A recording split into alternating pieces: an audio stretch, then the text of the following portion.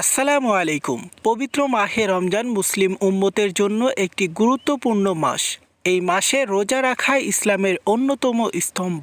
আজকে আমরা এই ভিডিওর মাধ্যমে কোরআন ও হাদিসের আলোতে রোজার কিছু গুরুত্বপূর্ণ ফজিলত ও বিজ্ঞান ভিত্তিক কিছু গুরুত্বপূর্ণ তথ্য আপনাদের সামনে উপস্থাপন করব। প্রথমে আসি কোরআনের বিষয়ে। আল্লাহ তাআলা পবিত্র কোরআনুল কারিমে বলেন, হে ঈমানদারগণ, তোমাদের উপর রোজা ফরজ করা হয়েছে, যেমনই ভাবে ফরজ করা হয়েছিল তোমাদের পূর্ববর্তীদের উপর, যেন তোমরা তাকওয়া অর্জন করতে পারো। অন্যদিকে রাসূল সাল্লাল্লাহু আলাইহি ওয়াসাল্লাম বলেছেন, যে ব্যক্তি ঈমান ও সওয়াবের আশায় রমজানের রোজা রাখে তার পূর্ববর্তী সকল গুনাহ মাফ করে দেওয়া হয়। সুবহানাল্লাহ। এছাড়াও এই রমজান মাসে লাইলাতুল কদরের রাতকে 1000 মাসের চেয়েও উত্তম বলা হয়। এবার আসি বিজ্ঞান ভিত্তিক রোজার উপকারিতা। ইতিমধ্যে বিজ্ঞান প্রমাণ করেছে যে রোজা শুধু আর্থিক উপকারই নয়, বরং শারীরিকভাবে সুস্থ থাকার অন্যতম মাধ্যম। রোজার মাধ্যমে দেহের টক্সিন বের হয়ে যায়, যা লিভার ও কিডনিকে সুস্থ রাখে। রোজা ওজন কমাতে অত্যন্ত সহায়ক। অনাহারে থাকা শরীরের